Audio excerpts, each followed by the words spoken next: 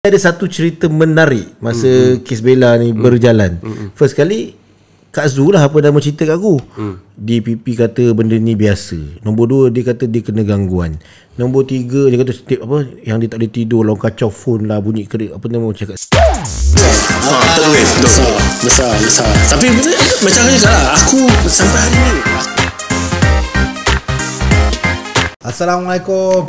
Kembali semula Waalaikumsalam Alhamdulillah. Kembali semula kepada episod Sembang Marahin, episod keempat. Episod keempat lah kita. Alhamdulillah. Alhamdulillah. Episod keempat kami bertiga. Betul. Masih belum berempat lagi. Belum berempat lagi kita ni. Okey. Masih bertiga. Kita dah berjanji hari tu untuk bincang dengan Kak Muradin. Tapi sekarang ni masa Kak Muradin belum balik lagi daripada dia beraya di sana. Jadi mungkin lepas ni kita akan panggil untuk terangkan yang Kita buat edisi raya lah. Balik mic ke bawah sikit. Bawah sikit. Tak keluar suara. Tak nampak. Moga bawah. Suara nak sungguh. Suara kuat. Tak apa. Tak penting kan. Aku kan tak penting. Mana boleh. Kau main karakter kot. Main karakter kan. Main karakter. Main karakter dekat luar. Okay, so kita nak bincang apa hari ni guys? So maybe hari ni kita nak bincang pasal apa kita nak cerita, apa yang dia orang belum tahu lagi. dalam mahkamah kan nak discuss? Aku rasa boleh lah kot cerita pasal pengalaman masing-masing. Dalam mahkamah tu lah. Dalam mahkamah. Kes Bella lah. Kita balik pada kes Bella. Sebab yang sebelum ni kita punya episod 3 tu episod special edition. Tergempar. Episod tergempar pasal Alif kuat gaduh. Kerana Alif kuat gaduh. Punca Alif pun dah lari lah track kita kan. Okay, jadi nak cerita pasal mahkamah ni, kita start. Okay, mungkin kebanyakan penonton tak biasa pergi court. So kita boleh terangkan sedikit aku punya pengalaman secara khusus dalam kes Bella je lah. Okay, macam aku cerita dalam episod pertama dan episod kedua, aku punya involvement direct dalam kes Bella ni bermula di Mahkamah Kanak-Kanak ketika isu pertikaian bagi penjagaan kanak-kanak di bawah jagaan Baidun. Ya, kemenangan yang pertama time tu, yang untuk 6 kanak-kanak lah. 6 kanak-kanak ni semuanya merupakan kanak-kanak di bawah rumah Baidun, bukan rumah bonda. Ya, betul. Maksudnya kanak-kanak ni di atas nama dia kan. Baidun jadi ibu ibu angkat lah. Ibu foster. Foster. Penjaga. Belum lagi cukup 2 tahun. Semua lagi masih lagi dah tempoh 2 tahun. Kita ada terangkan dekat episod 1. So boleh tengok episod 2 1 ke 2? 1 2 tu lah. Tengok dua-dua. Tengok dua-dua. Jadi tengok dua-dua. Tengok aku ada terangkan pasal pengangkatan tu lah. Okay. So untuk yang mula-mula sekali nak cerita pasal yang kes tu, aku macam aku terangkan, aku datang ni sebagai peguam kepada ibu bapa kandung. Okay. Kerana macam aku terangkan sebelum ni lah, isu dia. Kau ni kira peguam pemerhati? Bukan kan? Aku memang dia peguam bela lah. Peguam bela bagi ibu bapa kandung kanak-kanak ni. Macam kita terangkan hari tu bahawa 6 kanak-kanak ni telah diberikan kepada Bainun menggunakan borang JPN.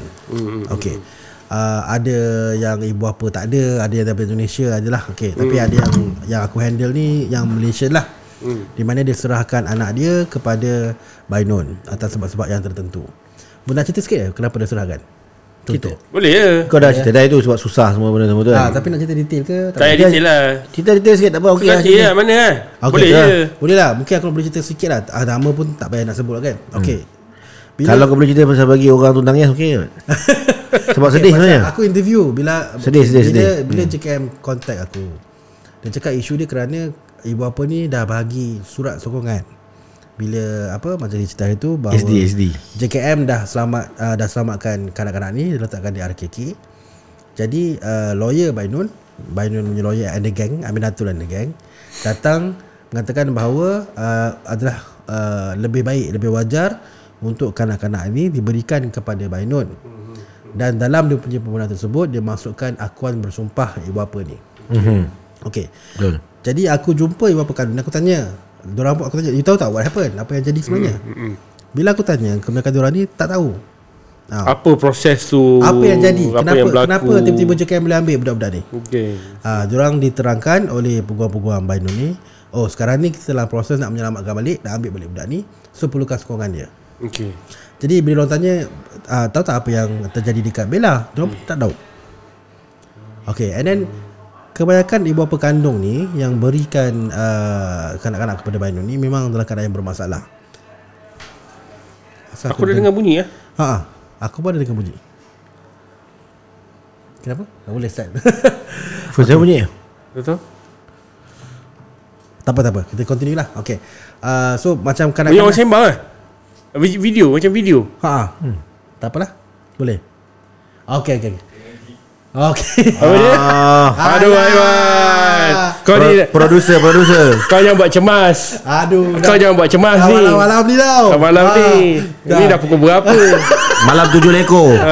3 pula tu dah macam seram sejuk. Aku dah dapat satu tas nak buka cerita lain malam ni. Buat gimmick pula ni. Okay. Nak cerita lah. Okay, dia cerita sedih sikit. Bila tanya mak bapak dia kenapa dia serahkan kepada Bainun, salah satu cerita aku boleh cerita lah. Ini memang sedih lah. Ada satu kes di mana ibu bapa ni, diorang ni tinggal di kawasan Ulu kan? Okay. Dekat belah jauh ni, dekat belah Kelantan semua ni. Dalam kes ni tersebut, ibu dia anak dia tak sekolah. Okay. Anak dia tak sekolah, memang tak nak pergi sekolah dah. Okay. Lepas tu kantor pula ada boyfriend. Okay. Kan? Kantor ada boyfriend. So dia risau lah. Dia risau, dia suruh lah apa namanya untuk bapak dia tegur. Okay. Kan? Pasal yang kerja ni mak dia je, bapak dia tak kerja. Okay. Yalah. Dia minta, jantan tak guna betul. Memang. Kalau dengan cerita selepas ni lagi kau terbarah. Lepas tu pula bapak dia pula tegur. Cara dia tegur, dia pergi tengok cerita porno, cerita blue dengan anak perempuan ni. Maksudnya Maksudnya bapak dia tengok cerita blue dengan anak perempuan ni. Untuk? Tak tahu. Untuk tegur. Korangnya tegur lah. Kan sex education. So bila mak dia find out, mak dia risau. Jadi mak dia dah tak ada jalan lain, dia pun susah. Kan? Macam mana dia punya orang cakap, dia punya tindakan dia lepas ni memang dalam keadaan panik untuk selamatkan anak dia. Pasal dia risau. Yalah, kalau kita pun dengar macam tu pun kita risau kan. Kan apa ni, apa haruan makan anak ke? Jadi bila dia macam tu, terus dia cari dapat jumpa ada someone yang boleh bawa anak dia pergi KL. Ini salah satu contoh je lah cerita yang terjadi kepada kanak-kanak ni. Macam mana dia boleh end up kat situ? Ada yang duduk dekat apa namanya, yang mak dia penagih, ada yang duduk dekat kawasan. Memang agak teruk lah. So cerita-cerita sikit ni aku pun bukan nak malukan apa benda, nak supaya orang faham kenapa ibu bapa kandung ni berbuat sedemikian. Bukannya tak sayang anak, bukannya dia dalam keadaan yang terdesak, keadaan yang macam ni yang membawa kepada dia lemah, benda-benda macam ni. Dia senang dimanipulasikan. Jadi bila ada orang penyelamat, ada orang cakap yang kononnya ada angel datang, ada sepatutnya angel memberi bantuan, NGO yang patutnya menyelamatkan mangsa dalam keadaan yang tertekan. Kita ada cerita pasal NGO selamatkan mangsa. Betul. Sebaliknya telah membuat perkara yang telah menjadi mangsa lagi sekali. Jadi pemangsa. Dalam keadaan rumah di mana ada seorang kanak-kanak yang bernama Bella telah pun didera. Jadi orang cakap luah mati mak, telah mati bapak. Telah mati bapak. Bahasa Melayu aku. Jadi mak saleh dia. Okey, jadi bila dalam kes tu aku kejap. Sebelum tu aku rasa macam dengar bunyi. Dengar tak? Tadi tak ada. Apa dia? Bunyi macam bunyi mesin. Ada ke? Bunyi mesin ke, bunyi kipas ke? Dengar? Tadi tak ada rasa ni. Tak ada apa kot. Tak ada apa. Tak ada tak dengar Tak ada. Itu kau punya perasaan je tu. Perasaan kau ni. Aku nervous lah nak bawa topik mana ni. Ada apa? Lemah jantan dah tu bangka, takut lagi. Saja kan nak bagi gimmick kan. Bagi gimmick, bagi cut pos. Pukul berapa ni? Pukul 3 ni. Okey. Jadi pengalaman masuk kot lah. Pengalaman masuk kot ni dia kalau orang tak biasa ni memang cemas lah. Aku first time. Aku first time masuk kot ni memang aku tanya Megat tu, Megat ni nak pergi mana ni? First day ni tu, nak pergi mana ni? Kau pergi yang kat sini. Aku dah sampai depan tu, aku tunggu kejap weh. 10 minit dah juga aku tunggu. First time ni, first time. Ya, sebab dalam kepala otak aku ni, yang pergi sini semua orang ada masalah ni. Faham tak? Engkau ada kes ke apa baru kau pergi sini ni kan? Sebab aku tak biasa dengan polis, aku tak biasa dengan lawyer, aku tak biasa dengan sistem perundangan, tak tahu apa ni. Dalam hati aku cakap, okey lah, aku nak tengok benda ni. Aku nak tengok adik Bella ni macam mana cerita dia ni kan. Betul. So aku gigihkan jugalah masuk. Nervous bhai. First day tu aku nervous.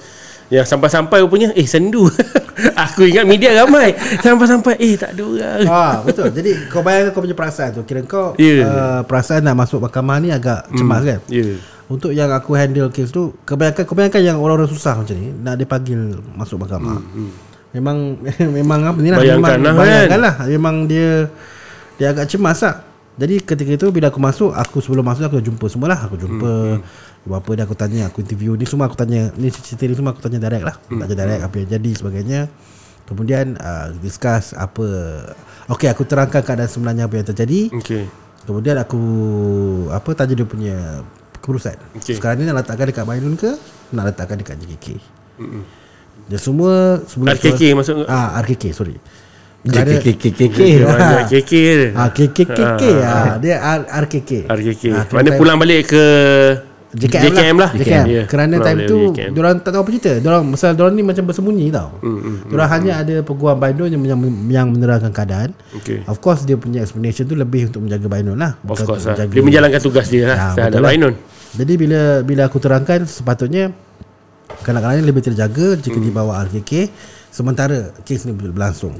Lepas ni kalau nak bawa balik boleh minta, boleh pohon kan. Tapi bagi aku kerana keadaan yang sama yang mengakibatkan kau hantar budak ni kepada Bainun, masih lagi wujud. Jadi mungkin boleh cari jalan lain lah. Kan, kalau nak bawa balik pun mungkin tak sesuai lah kot kan. Jadi dalam masa court tu kerja aku is dia boleh dipanggil dia di kandang saksi untuk terangkan keadaan.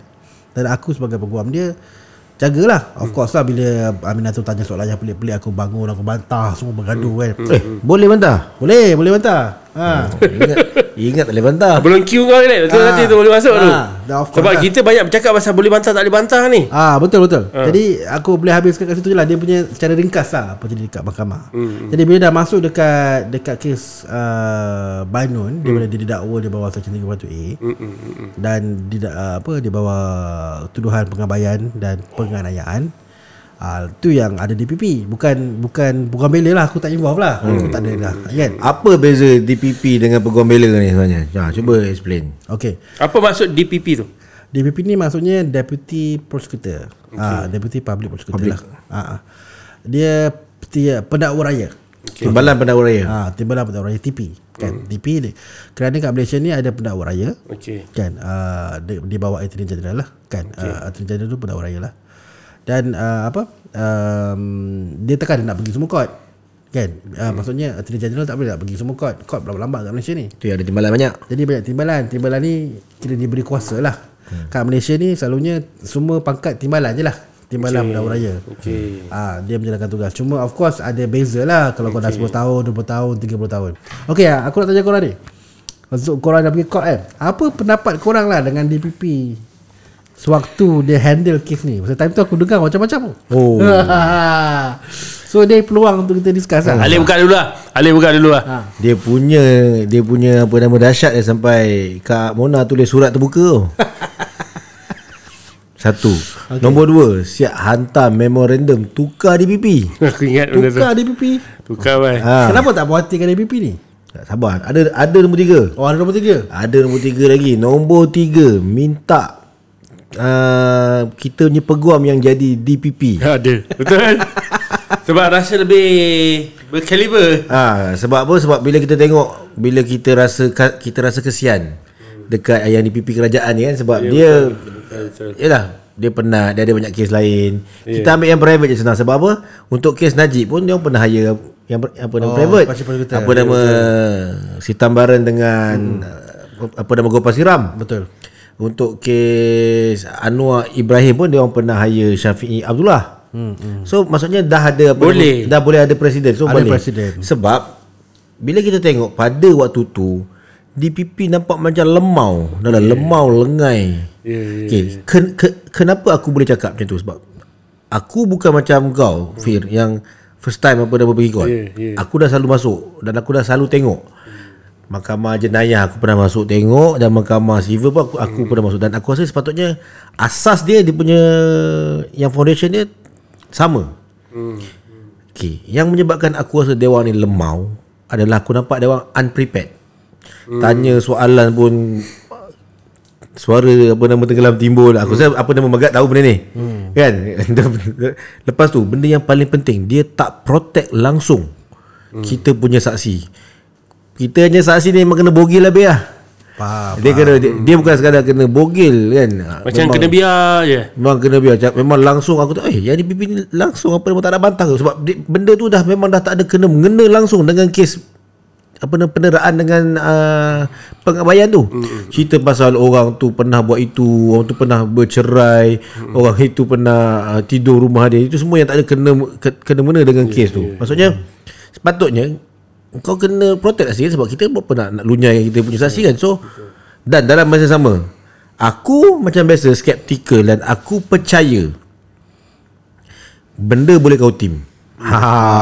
Benda boleh kau tim. Time tu sebab banyak benda yang kita tengok yang pelik-pelik. Sebab memang banyak. ada DPP kena tahan dengan SPRM. Betul. Nombor 2 dan kita boleh tengok hari ini apa yang berlaku dengan kes Zahid. Walaupun hakim telah bagi prima facie, AG boleh tarik.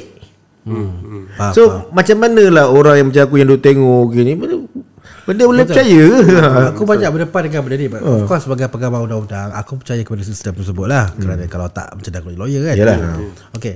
Tapi aku kena terima pasal banyak pasal kita ni sembang Marhin kan. Jadi daripada pendapat Marhin memang ada satu yang tidak konsisten. Betul. Clear, very clear. Betul. Yang macam example macam kau cakap kes Zahid tu kan. Memang clear AG bertindak untuk menarik balik. Kan? Hakim tak boleh buat apa. Jadi bila benda tu memang berlaku, bila kita nak jawab, aku sebagai pengamal undang-undang pun bila aku nak cakap, aduh, susah aku nak defend. Pasal memang bagi aku tak sepatutnya berlaku. Tak sepatutnya AG menjadi political tool. Tapi realitinya kerana kuasa mendakwa tu berada sepenuhnya 100% dekat AG, di bawah AG, dan di Malaysia AG tu merupakan political office. Yes. Jadi bila government yang berkuasa, Apalah yang berkuasa time tu lah. dia akan ada kuasa kepada dia akan kuasa to influence AG. Indirectly ke directly ke macam mana? Tak tahu. Dia Kita bukan baru dia senang je sebenarnya. Tak apalah kau tak payah nak apa nama kau lain. Dia apa macam ni dia punya term senang je. Kita kan baru lahir semalam ah. Kan? Ya, pasal dia memang berlaku di bukan saja satu government yang bertukar-tukar, dia masih lagi berlaku. Untuk rakyat marah yang kat luar tu, janganlah salahkan kami bila kita fikir macam ni. Sebab bila tengok balik kes Bella tu dari mula lagi kita ni dah rasa macam macam mana ni, something wrong daripada siasatan kita dah siasatan. Macam mana dia orang ni boleh ambil statement saksi yang rumah Bainun ni di depan Bainun. Betul.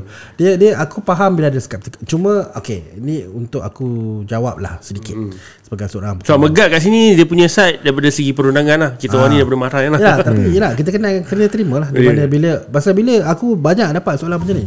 Dan aku kadang-kadang tak boleh nak deny pasal benda tu memang happen. Realitinya memang macam tu. Walaupun kita ada orang cakap division of power kan, tapi still AG tu kau sudah apa, eksekutif ke, judiciary ke apa benda. So dia ada masalah kat situ. Dan nak tambah lagi sebenarnya, even ada satu AG pun telah mengaku dia adalah political tools. Tommy Thomas clear cut dia bagi tahu dia kerja sini sebab Tun memang dilantik untuk buat kerja-kerja Tun. Dia dah beritahu Syah, even dalam buku lagi clear. Dia dah cerita A7Z. Yes. Tak boleh cakap tak jadi benda tu. So aku kena accept dan aku rasa benda tu reality. Di mana kalau kata kan sekarang cakap kita tak boleh cakap macam tu kena. Tapi tak boleh pasal kita juga ada reality. Dan aku rasa time tu pihak DPP memang tahu aktivis Justice Bella memang skeptical dengan orang. Hardcore. Memang clear cut memang clear cut lah. Aku punya pandangan pula ketika itu kerana aku memang ada skeptical dalam time macam mana investigation tu was being done. Betul. Betul. Aku tak rasa lah ada malice. Tak ada niat jahat tu, aku tak adalah sampai tahap begitu. Cuma maybe adalah kekurangan macam incompetence tu adalah boleh nampak. So boleh kau tim lah. Kau tim tu aku tak boleh cakap lah kan. Cuma dalam kes dah macam kau cakap tu, macam Puan Munadin ada juga cadangkan untuk mengambil orang lain kan, peguam lain. Betul. Memang ada presiden. Tapi dari segi undang-undang, presiden tu hanya diberikan jika special counsel tu mempunyai satu expertise Expertise yang proper ataupun yang melebihi, di mana pendahulu raya tidak ada. Tahu. Itu dia punya role dia lah. Apa yang Syafiq Abdul ada pun berbeza. Dia maksudnya dia hanya buat apa nama justification untuk nak cover line je lah. Itu justification undang-undang tersebut. Undang-undang. Kenapa boleh ambil sebagai council tu? Alright, faham. Kan? Sama ada wajar tak wajar tu. Maksudnya ambil special ni adalah maksudnya kerja dewan ni adalah untuk make sure apabila aku charge orang ni, aku kena make sure menang lah. Sebab itulah dia kena ambil apa namanya special yang terjadi. For the purpose of justice, dia memerlukan special prosecutor. Okay, dia bukan benda baru, bukan Malaysia je ada, negara lain pun ada. Macam ada crown prosecutor di macam Nuremberg masa di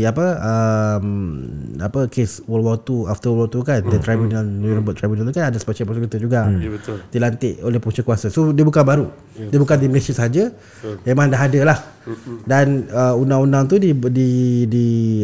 allow kepada peguam yang berkelayakan, dia melebihi, dia mempunyai kelayakan yang melebihi, yang sesuai yang lagi sebut. Sama ada yang sedia ada ni lebih layak ataupun tidak, itu bukan tak tahulah. Wajar tak wajar tu aku tak jawab lah.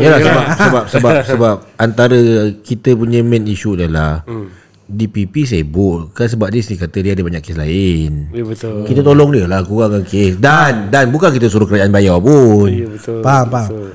Sebab time tu even pada waktu aku willing, aku cakap aku bayar tak apa.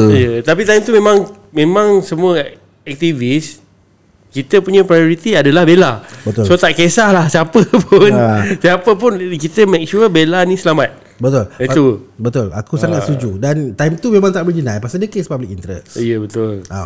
Cuma aku punya opinion, dia style. Dia bukannya dia tak kompeten, dia style. Macam style dia sendiri. Style dia memang relax, tenang, tinggal. Dengan style peguam bela memang beza. Sebab sebab aku sebagai orang luar yang first time masuk mahkamah, dalam kepala otak aku ni macam kat dalam movie tau. Okay. Faham tak? Bangun menjerit, bukan apa tu. Apa jadi tak meja macam tu. So bila aku masuk dalam tu, aku rasa macam macam ni rupanya sopan juga sebenarnya. Bila kau nak bertanya tu, maknanya ada time untuk orang ni cakap, lepas tu ada time untuk peguam bela untuk bercakap, benda tu lah kan. Dia tapi betul. Agak agresif bila aku tengok Aminatul aku tengok dia agak relax. Yang agresif ni, yang agak agresif yang Datuk tu, Datuk scam ketuk meja siap kan. Dengan gaya dia apa semua ni kan. Pada aku dia yang sebab padahal macam dia pada kuru kering je. Ya, betul. Tapi macam kalau Aminatul dia masih lagi jaga pertuturan dia apa semua. Aminatul memang steady weh. Sebab tu lah aku kata dia okey. Ya, betul.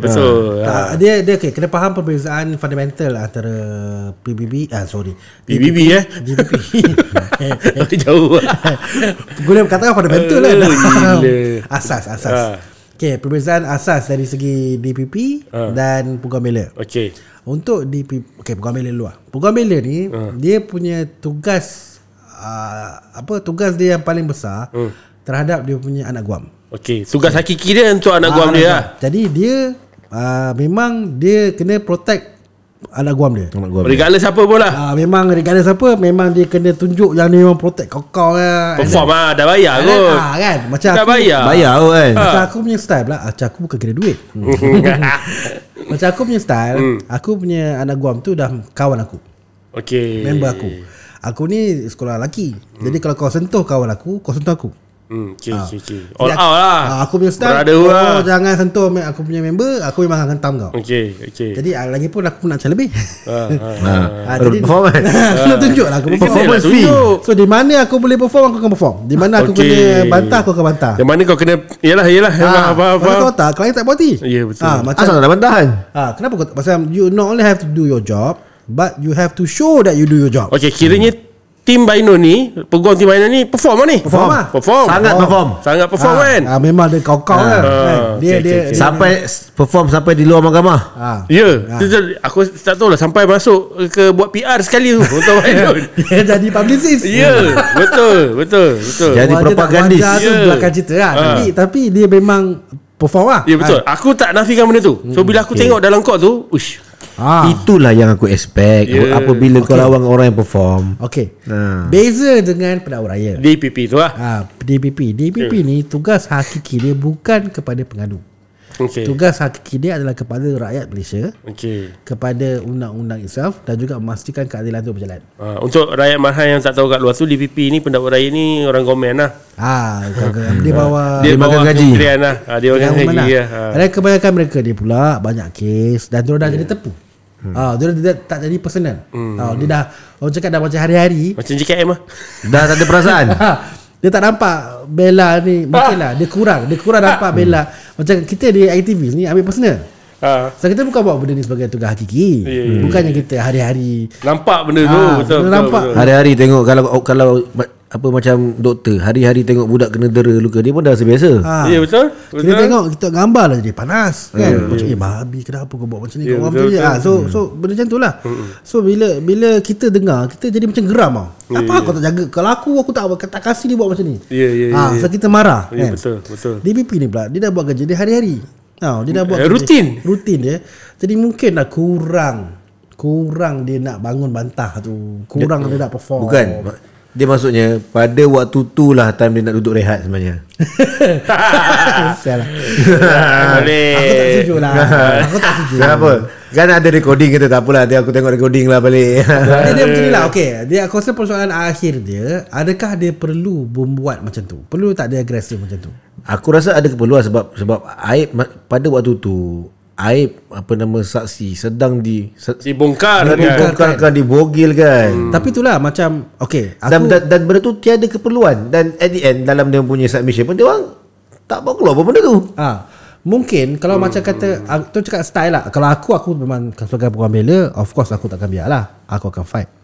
Tapi mungkin ni counter argument. Aku tak setuju lah. Tapi counter argument sebagai seorang pengamal undang-undang, bagi pendakwa raya, dia punya aim dia hanya kepada memenangkan kes saja. Jadi dia hanya argue pasal benda yang boleh impact kepada kes. Kalau benda tu tak boleh impact, remeh-temeh drama-drama ni tak payah lah. Dia macam kau nak cakap pasal personal, dia tak ada kena menangkan kes. Cakap lah. Tapi kalau kita nak cakap macam tu kan, kalau sampai level hakim yang boleh tolong stop kan, sebab hakim sampai stop kan tau, yang ada satu momen tu. Betul. Tapi itu, dia bukan DPP apa tau, hakim ni you ni apa benda yang tanya ni. Betul. tapi banyak kali jadi macam tu. Okey, kau kena ingat, hakim pula tugas dia lain. Hakim dia tugas dia memang dia kena jaga saksi. Dia kena make sure saksi tu punya right tak dikacau. Dan dia kena pastikan bahawa prosedur keadilan tu berlaku dengan adil dalam dia punya kamar. Itu function hakim lah. King of the chamber lah tu, antara four walls, antara empat bucu dinding ni.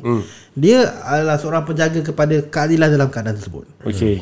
Jadi dia memang function dia lah. And then sometimes bila aku pun tak setuju, aku tak setuju, tapi bila aku kadang-kadang borak dengan dia pendakwa raya ni, dia akan mengatakan bahawa kadang-kadang kita tak nak kacau hakim buat kerja. Kita bantah banyak-banyak, ni hakim panas pula. Kan? Jadi dia play safe lah. Ni mungkin aku tak setuju, tapi at least bantah lah sekali. Macam kau Lip, macam mana pula kau rasa pengalaman kau ni masuk situ? Yelah, sebab kau kata kau dah masuk lain ni kan. Apabila kita berlawan dengan orang yang perform, kita mengharapkan orang yang di side kita ni, sebab DPP ni aku anggap dia side kita lah.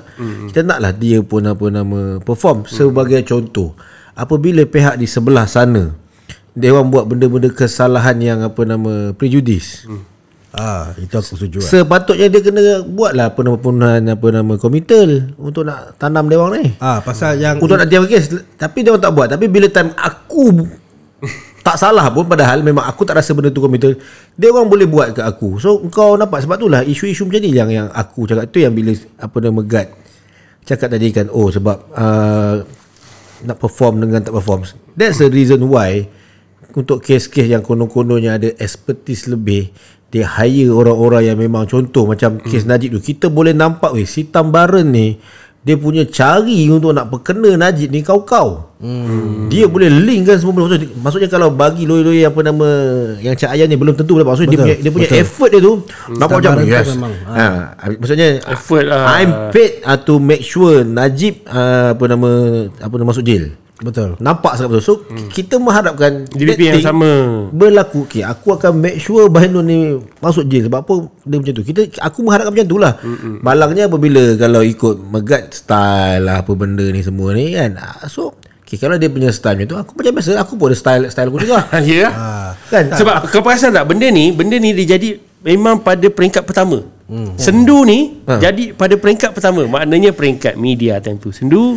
Dia macam terlalu lemau tau. Untuk starting DPP pun sendu. Dan aku pula telah dimomok-momokkan dengan isu AG ni boleh kau tim. Sebab apa? Dia kata Hakim ni mungkin kurang sikit kata. AG lagi senang kau tim. Sebab apa? Sebab banyak game boleh tarik, macam kau tim tarik, hantar. Adjust lah. Apa nama, hantar Discretion. representation Rap. rap. Hantar rap, tarik, benda boleh adjust. Dan bukan seorang, bukan dua orang di apa nama yang di PP ni yang kena SPRM. So aku tak dan kita pula dengar Bainu ni kaya-raya. Table besar lagi. Tak, bagi aku tak ada masalah untuk kau berfikir macam tu. Apabila dia orang ni tak berapa perform, menurut aku rasa something wrong Kau ada concern lah. Ali punya style lah something wrong ni. Tak, aku tak ada masalah untuk orang berskeptikal dan bertanya. Kerana bagi aku DPP ni dia public office. Dia ada public role. Dia ada dia ada public tugas hakiki dia kepada rakyat. Jadi kena terima lah. Kena terima di mana bila orang awam bersuara.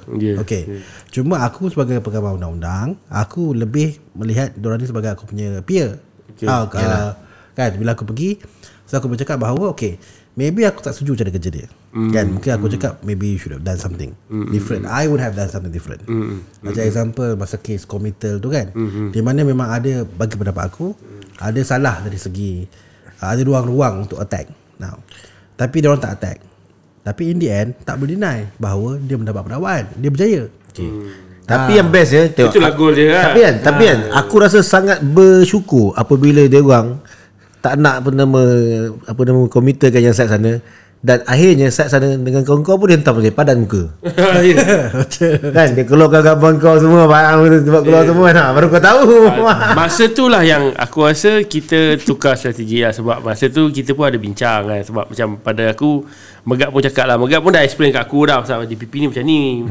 Semua memang Kak Mona tapi dia ada improvement juga apabila dia bawa masuk.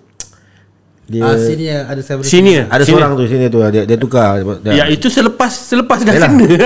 Selepas dah kena. Dia tambah. Ya, selepas dah lupa dah aku. That's why sebelum aku buka jalan tu kalah sebelum tu. That's why one of the reason yang aku tak ada masalah bila orang hantam DPP. Pasal memang itu one of the role lah of aktivis ni untuk ataupun untuk orang advocacy kepada bela ni, untuk advocate lah.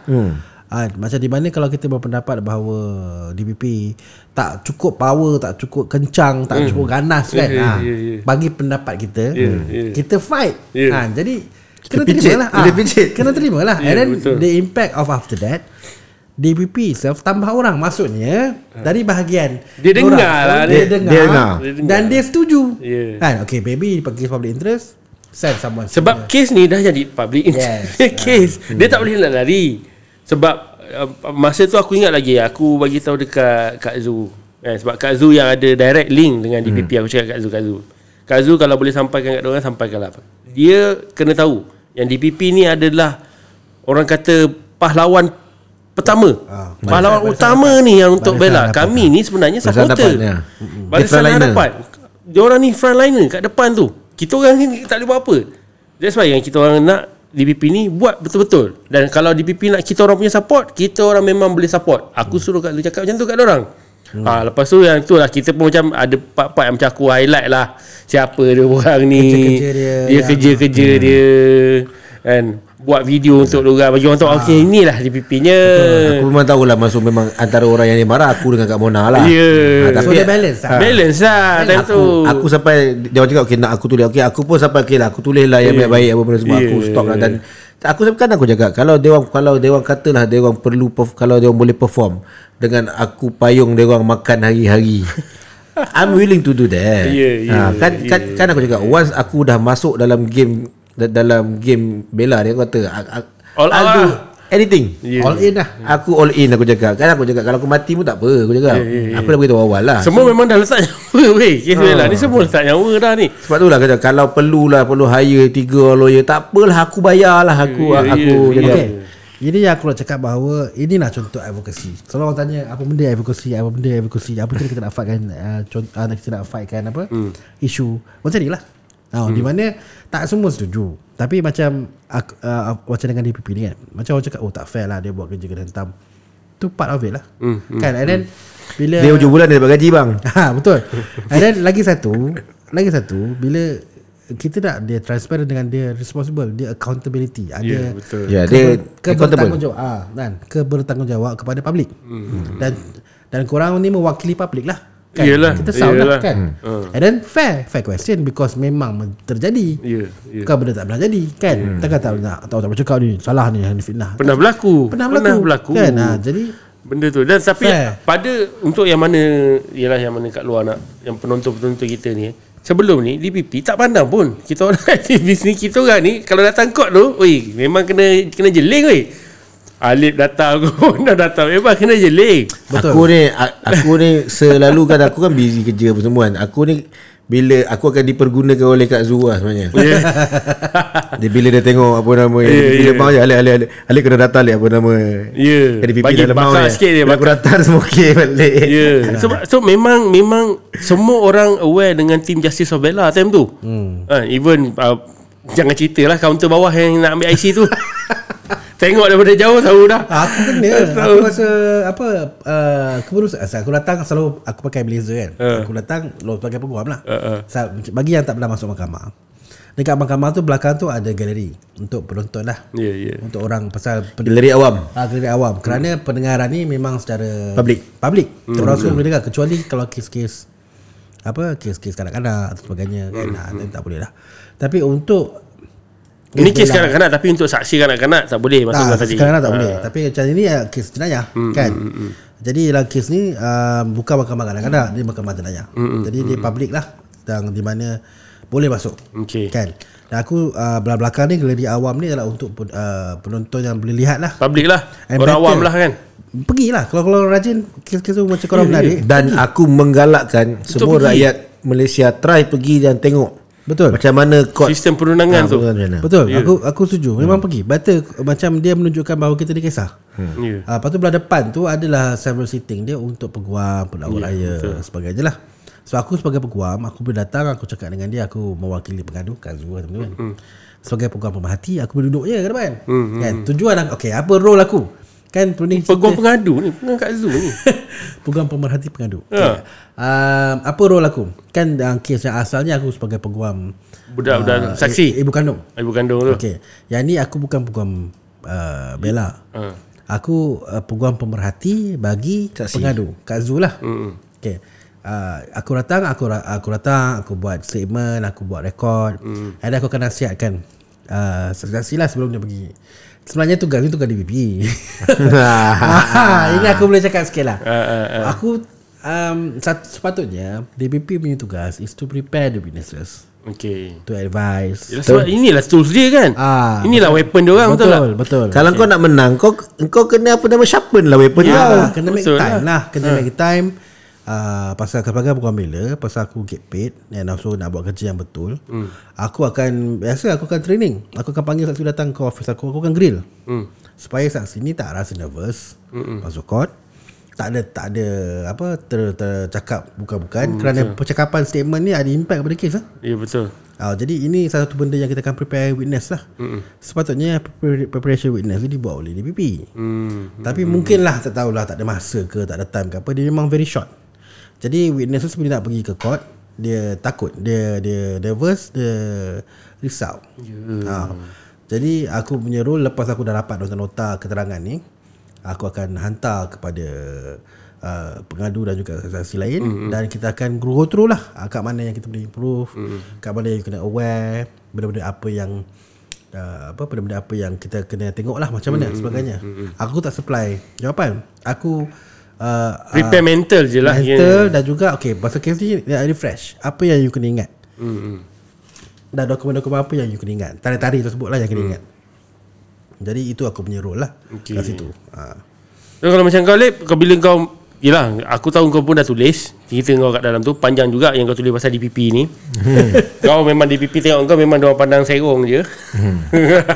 Kan? Tapi untuk pengetahuan saya tak kutip derma lah. Kami tak sama dengan kanda.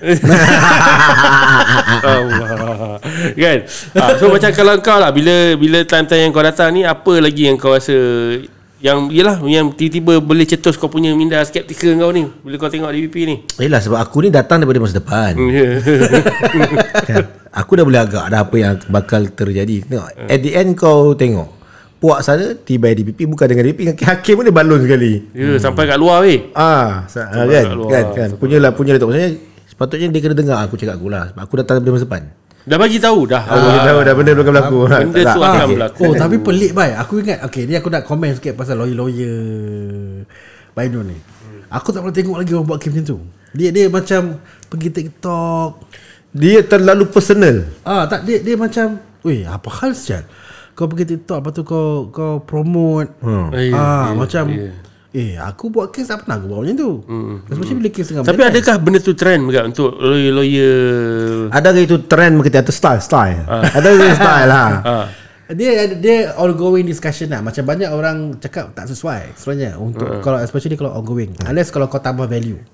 Macam kau bagi pamphlet ataupun kau bagi nasihat general. Aku ingat lagi masa Hafiza masuk, kononnya dia dah habis gempak lah dia masuk tu. Lepas tu dia boleh buat live kat dalam kereta dia.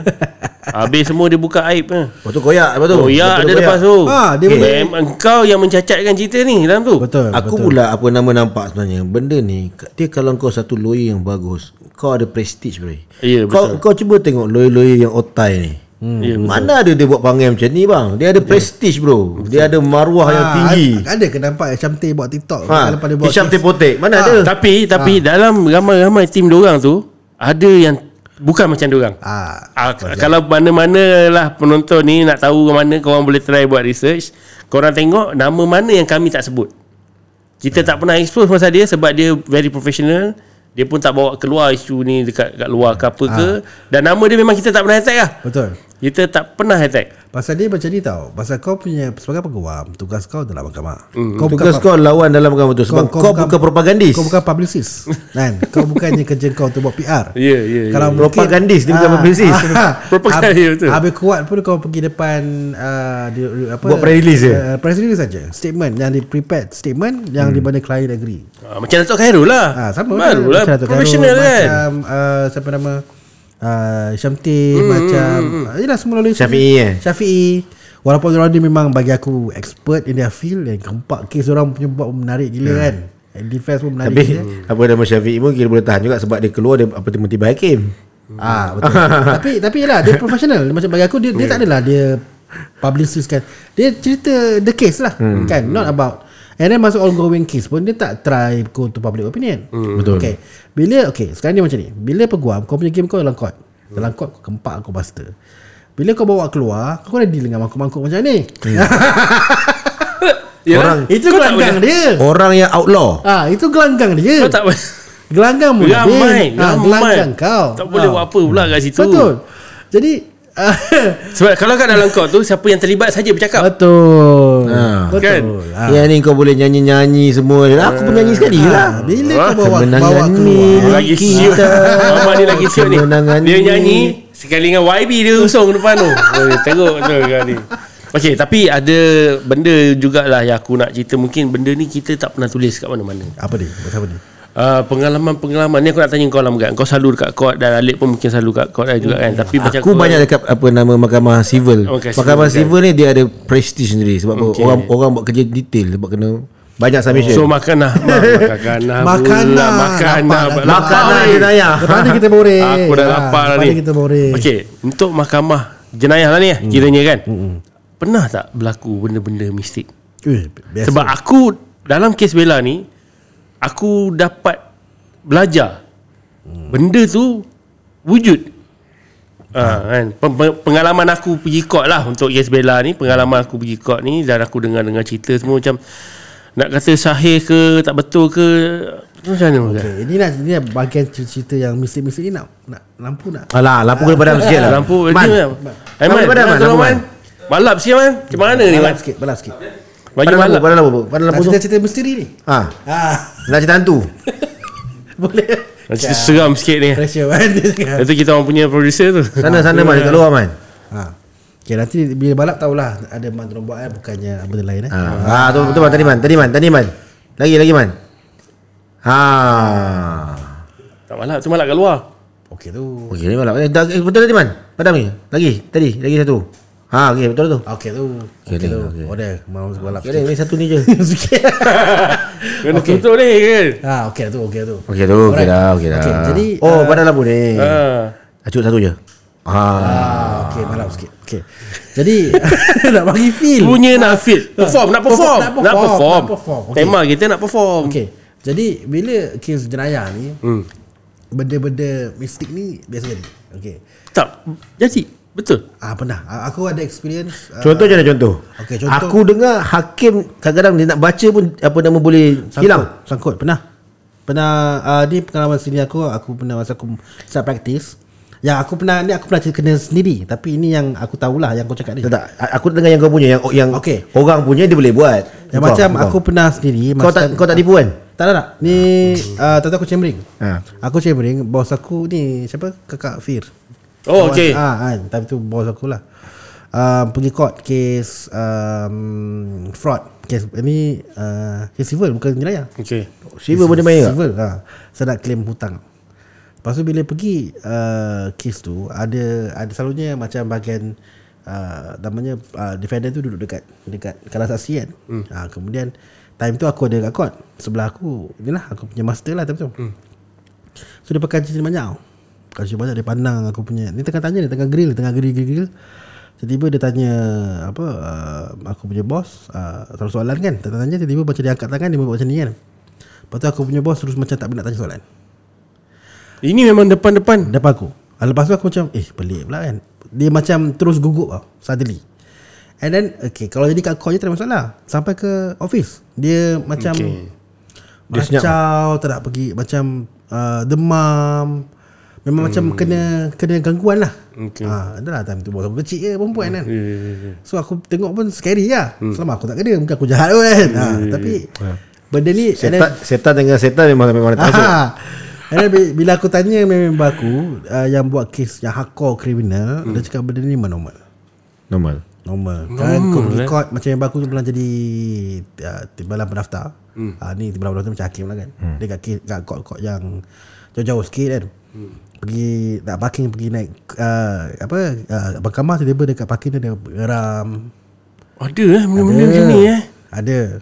So orang Melayu kita ni kan so benda ni kalau kau tanya DPP pun kalau kau tanya memang rasa boleh bawa DPP cerita macam benda ni kan. Lip, pengalaman kau Lip, aku rasa kau ada cerita. Okey, dia punya kau direct ni.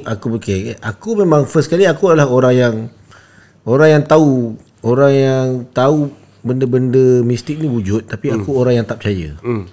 Maksudnya dia kalau dia ada pun skeptical lah. Aku tak kempen lah. Tapi dia ada satu cerita menarik masa kes Bella ni berjalan. First kali Kak Zu lah apa nama cerita kat aku. DPP kata benda ni biasa. Nombor 2 dia kata dia kena gangguan. Nombor 3 dia kata yang dia tak boleh tidur lah, kacau phone lah, bunyi apa nama cakap siam lah apa benda semua.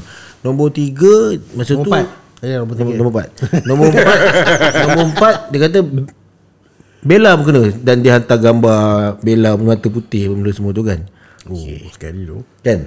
So aku ada kan benda ni Aku macam biasa bro. Aku memang langsung tak ada rasa apa, tak ada perasaan apa pun. Aku macam biasa. Hidup aku macam biasa. Cuma aku ada satu kawan ni. Dia claim dia boleh nampak makhluk halus. Hijab apa orang kata? Buka hijab. Dia boleh terbuka hijab. Dia boleh buka hijab. Dia nipis. Sebab apa dia kata memang dia dari kecil memang dia boleh nampak. Dan dia boleh berkomunikasi. Sebelum ni kau tak percaya lah. Aku tak percaya, dan sampai ini pun aku tak percaya. Dan aku anggap dia penipu lah. Tapi sorry bro. Tapi pada waktu tu dah halang-halang dalam cerita tu, aku panggil bro, ni aku Bella ada macam ni. Dia pun datang. Tak ada macam tu macam apa kau cerita lah. Apa yang jadi kat Bella maksud yang apa nama dia terbaring, dia meracau, dan dia punya mata putih kan. Yang dia masa tu yang dia pengsan tu kan. Okay, sebab dia kata time dia nak masuk tu dia Bella cerita time masuk dia ada nampak ada satu ada makcik tua dengan ada tu budak. Okay, itu dia bercerita. Makcik tua ke pakcik tua? Kan Makcik aku lupa dah.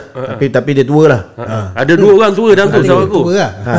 Okay, cumanya benda tu aku tak cerita ke aku punya member aku. Okey. Member aku pun datang. Lepas tu dia tiba-tiba keluar. Aku cakap dia dah mula beraksi. Babi kau panggil dia, lepas tu kau nak marah dia. Sial lo. Lepas tu aku tanya dia, bro, apa cerita? Ada tadi apa nama 2 orang tua, apa nama pakcik-pakcik, dia kata. Sama cerita cakap. Lepas tu dia macam ni, dia muka buruk. Okey lah, sama cerita dia. So dia punya cerita dia tally dengan cerita Bella dia. Betul lah. Aku cakap, bro, for the first time aku nak dah percaya kau. Daripada 0% jadi 40% lah.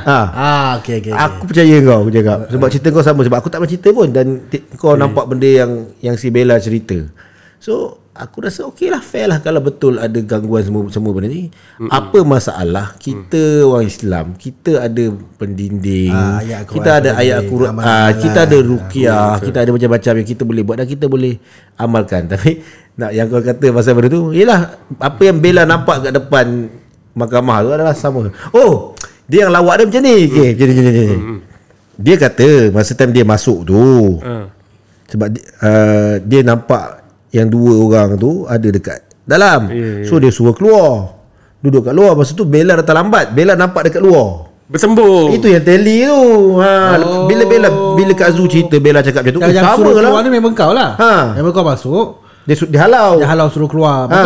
So tunggu kejap lah kat luar tu. Lepas tu Bella masuk lambat. Bella masuk nampak pula kat luar. Dan nampak kalau dah tersampuk dekat luar. Itu cerita dia. Okey. Yang tu baru aku ingat. Macam tu. So, tally cerita kau. Kita tak ada nak tuduh siapa-siapa kan. Benda tu kan macam tadi kau cakap, orang ni boleh nampak. Maybe benda tu memang dah dekat dalam tu. Betul ke tak betul nampak benda tahu kan. Kita tak tahu. Dan kebetulan maybe Bella pun Tuhan bagi nampak benda kita tak kanak-kanak kan. Cuma apa yang kita boleh cakap bahawa ada serangan. Mungkin ada serangan halus. Mungkin mental ke, tak kita tahu. pun tak tahu apa. Tapi boleh cerita lah macam serangan tu. Okey, kau boleh cerita dekat penonton apa yang jadi, apa yang kau tahu pasal tiba-tiba Bella ni. Okey, ini yang aku dapat tahu daripada siapa tu, aku tak ada nak mention lah kat sini kan. Aku dapat tahu sebab aku post benda tu. Okey. Ada video kejadian tu, ada video. Mana kalau tengok kat IG aku ada satu part yang masa Kak Zu tengah mengurut Bella tentu. Ayalah itu apa? Hari tu lah. Hari tu Bella diurut, tiba-tiba Bella kat belakang dalam bilik saksi tu. Bella hendak nak beri keterangan ke apa? Aku itu bukan ID ya? ID. Bila yang part Bella jadi macam ni, bila dia ada direct participation dengan court hearing hari tu, akan jadi. Kalau tak, Bella tak datang lah kan. Kiranya kat situ kan. Normally kalau Bella datang, maknanya dia kena be part of the session lah.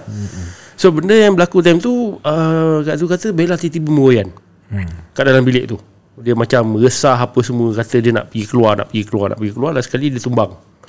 So untuk macam aku fikir mungkin penat kot lah. Panas ke? Panas. And then aku yang besar ni pun stres pergi court. Ini kan budak yang macam betul. Dengan trauma yang kita tak tahu level trauma dia macam mana kat dalam tu. Untuk pergi court tu macam tu, untuk kau lalu dan untuk kau tengok. Kalau kau boleh ternampak ke kat bawah, kita tak tahu dia ternampak ke apa ke kan. Bainun ke apa boleh trigger dia, mungkin aku rasa lah.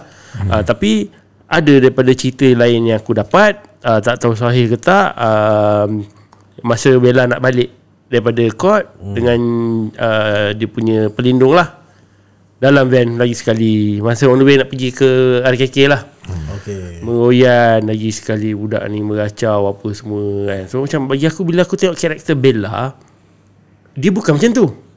So untuk kau react macam tu, maknanya ada something lah.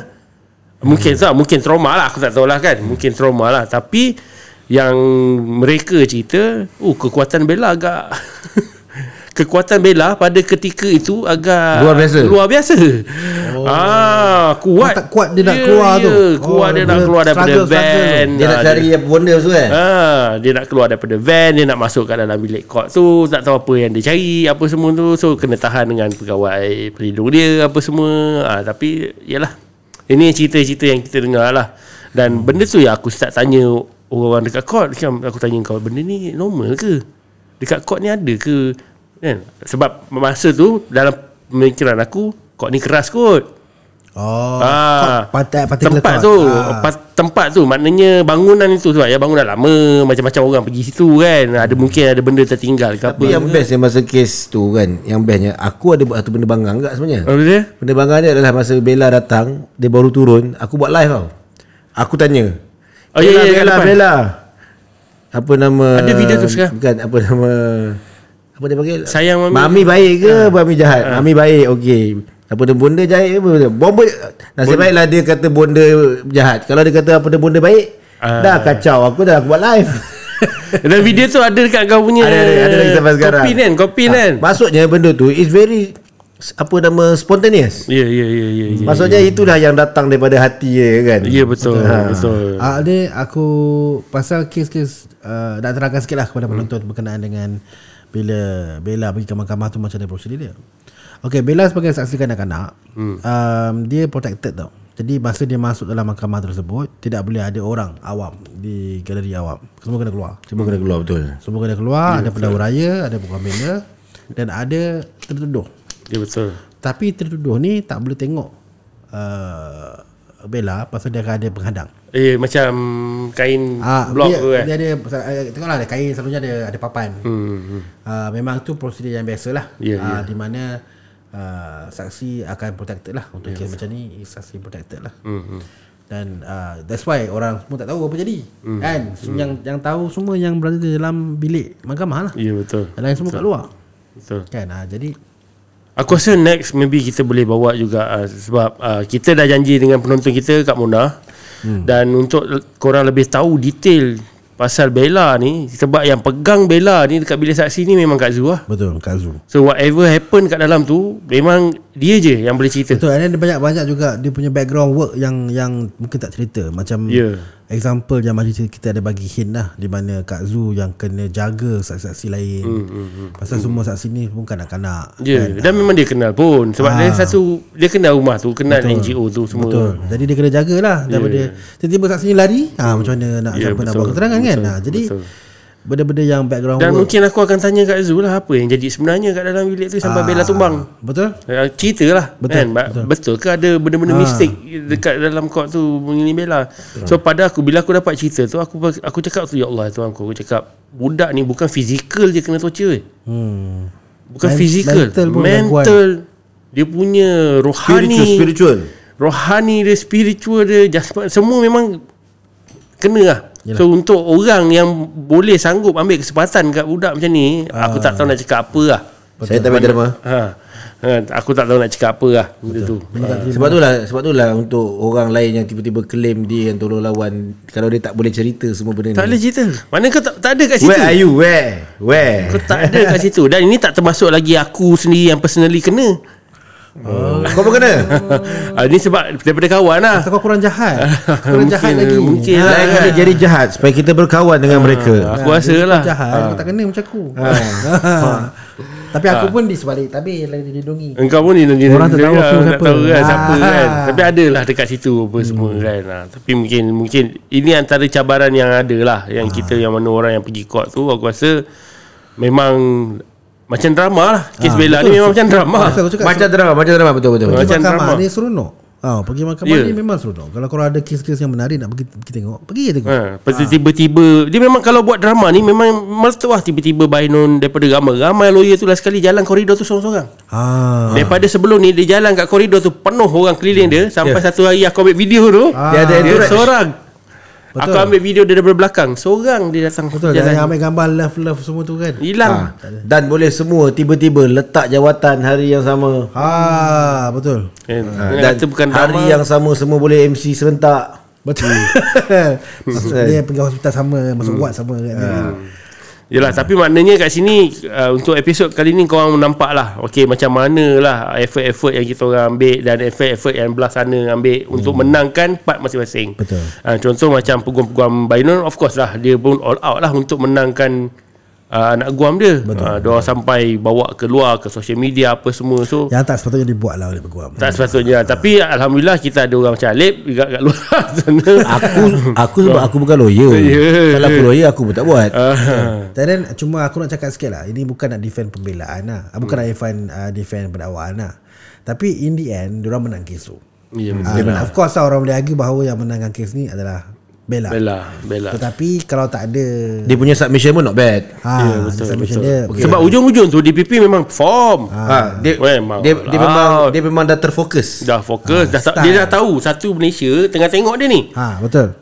Jadi dan bila aku buat video tu, aku nak bagi tahu dia, video ni aku nak tunjuk kat orang luar lah siapa korang ni. betul. Nasib baik apa nama TMJ tak datang je. Dia duk sibuk nak datang kat mula-mula kan.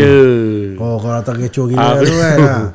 Kalau dia datang habis Kalau ada peluang kita boleh panggil peguam pemerhati tu datang. mungkin lah boleh cerita Datuk Khairul, Datuk yang turut siapa lagi? Kita orang tak nak cakap Datuk Iqbal, Baljit. kita tak nak lah bercakap bagi pihak mereka kan. Kita orang respect orang kan. So kalau boleh maybe kita boleh panggil dia kalau dia free lah. Ya betul. Saja kan saya Marhen. Kita cuba lah, kita cuba. Kebanyakan mereka elitis. Tak adalah semua. Tapi kira ini borak-borak Marhen lah. Sama level aku kan kau kan.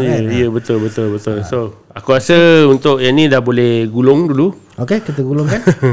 Dah gulung dah, kita dah episod yang keempat ni. Saya harap korang semua boleh lagi follow kita orang lah. Okay, jangan lupa subscribe. Itu memang dia punya skrip tu. Subscribe. Tekan butang, tak susah pun. Dah tekan like, dah tengok, tekan je subscribe. Tak susah. Komen sekali. Komen apa yang korang Komen nak. begitu. Apa yang korang dengar. Ya, komen je kat bawah tu mana apa yang tak buruk, yang tak buruk pula, yang buruk ke apa. Yang buruk tu Alip. Mungkin ada yang apa nama kita terlepas pandang yang korang boleh tanya balik, dan apa nama kita boleh kita balik lah. Ada tersilap ke, kalau ada pembetulan ke kan. Korang nak kritik pun boleh kritik bawah tu. Anal. Kita belajar, kita pun akan fix apa macam sebelum ni korang ada tulis kat situ masalah vokal saya. Masalah vokal. Jadi Masalah vokal. Kita akan order mic baru. Kita on the way ni, mic baru. Jangan risau. Kita hari ni akan aku happy dengan mic ni. Suara aku the best. So insyaAllah kita akan perbaiki lagi konten-konten kita, dan hopefully kursi sebelah ni kita akan isikan lah. InsyaAllah. So Alip ada apa-apa cakap Alip? Tak ada apa. Countdown macam biasa Kalau countdown kita memang Selamat Hari Raya. Lupa dah ucap lah, dah habis kan. Kita Selamat rekod Hari ni. Raya. Rekod ni dah hujung, so mungkin dah raya lah kot. Ya betul. Mungkin boleh bagi ucapan raya masing-masing. Okey, Fir, start dulu. Aku dulu Okey lah, saya ingin mengucapkan selamat Hari Raya kepada kita punya penonton-penonton dan juga penyokong-penyokong Justice for Bella. Terima kasih banyak-banyak. Selamat Hari Raya. So insyaAllah nanti kalau kita boleh jumpa, kita jumpalah. Okey. Besar. Tapi macam mana cakap lah, aku sampai hari ni